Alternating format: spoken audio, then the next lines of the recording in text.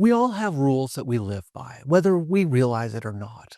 These rules are assumptions that help us make sense of the world and help guide our behavior.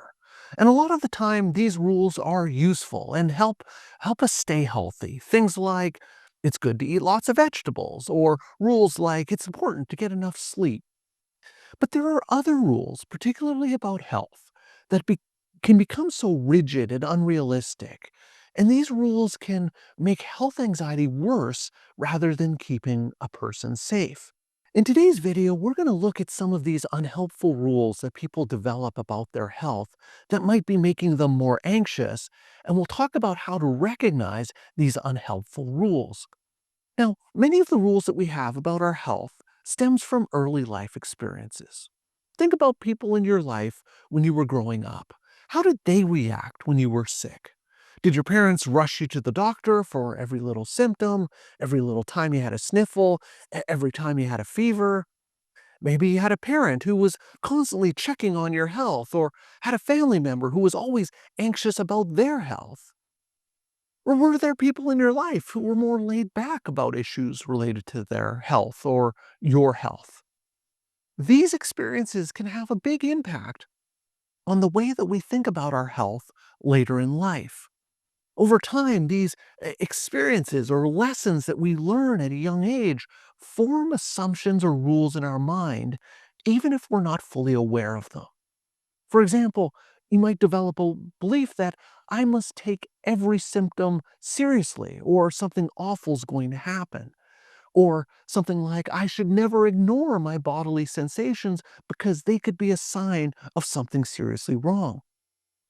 At first glance, these beliefs may seem good and helpful, but in reality, what they're doing is they're setting you up for constant worry about your health.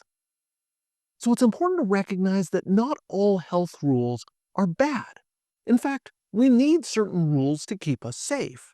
These rules act as our internal safety net.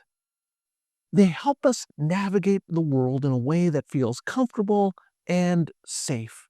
So, for example, you might have the rule, I should stop at red lights. This is a helpful rule because it's based in evidence. If you don't stop at a red light, you could get into an accident. The rule serves a clear purpose. It keeps you safe while driving. It's a straightforward rule and it's based on logic. Another example is something like, it's good to wash your hands after touching raw meat.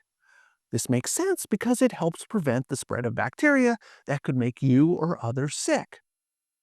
These types of rules are useful because they're realistic, they're practical, and they help us manage real risks without unnecessary anxiety.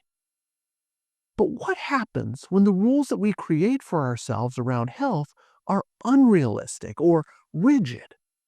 That's when these types of rules can cause a lot more harm than good. So, for example, something like, I should never feel any unusual sensations in my body. At first, this might seem protective and helpful, but in reality, it's an impossible rule to live by.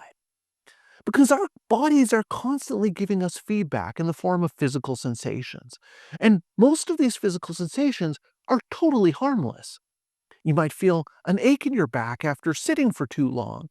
You might get a headache because you're dehydrated. You might get a flutter in your chest when you're feeling anxious. Most of the time, these types of sensations aren't a big deal and they go away relatively quickly on their own. They're not a sign of something serious. But if I have the rule that says I must be symptom-free at all times in order to be healthy, then every small twinge of discomfort or every physical sensation now becomes a health crisis. Think about it. How many times have you woken up with a sore neck or a sore back and just brushed it off? Now imagine you hold the rule that tells you that the sore neck or back is a problem that needs your immediate attention. What started out as a minor bit of soreness now becomes the focus of your day. Instead of just noticing the sensation and moving on, you might start thinking to yourself, what if this is something like MS and my body is starting to deteriorate? You might start to Google the symptoms, read about worst case scenarios, and suddenly that little bit of neck or back pain, that spirals into full-blown health panic.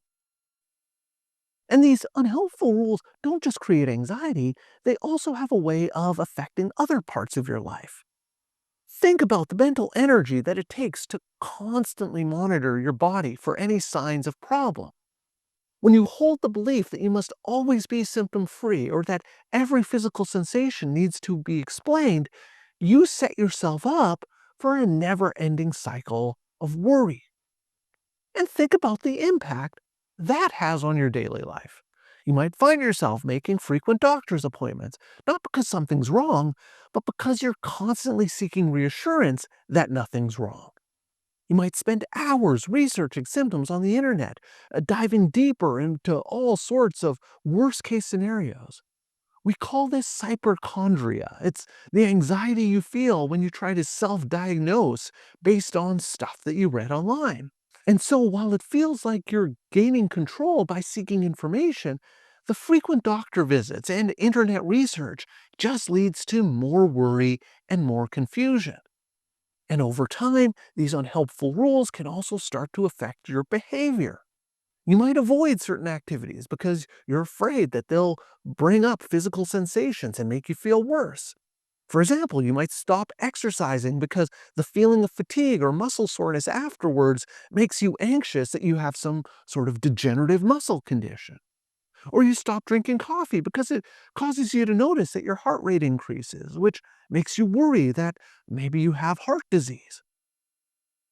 These avoidance behaviors can then have a significant impact on your life.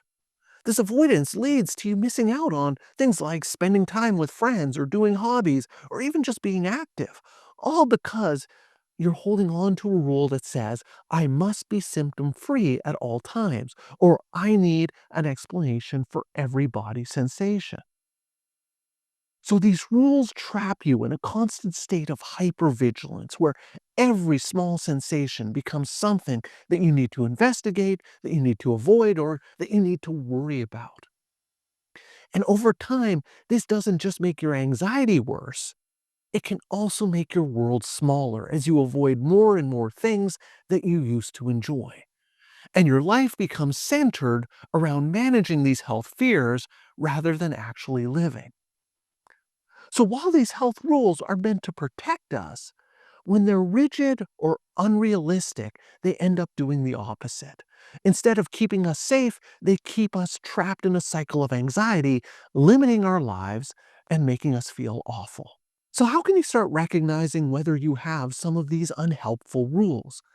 Well, a good place to start is to start by asking yourself a few key questions. What standards do I expect of my health? Do I expect to always feel perfect or symptom free? What do I expect from my doctor? Do I expect them to explain every symptom and to always have an answer for everything I'm feeling? Do I allow myself to experience certain physical sensations without worry, but I panic over other sensations? These questions can help you recognize some rules and assumptions that might be affecting your thoughts and your behaviors and ultimately your anxiety. And once you start to recognize these rules, you can then begin the process of challenging and changing the rules. And that's what I'm going to be talking about in the next video in this series. So I hope you'll keep an eye out for that video about how we talk about changing these rules to create healthier, more flexible guidelines for health. But in the meantime, if you're interested in learning more about how internet research can make your health anxiety worse, I'd encourage you to check out this video. So that's all for today's video. As always, thank you for making it all the way to the end of this video, and I will see you in the next one.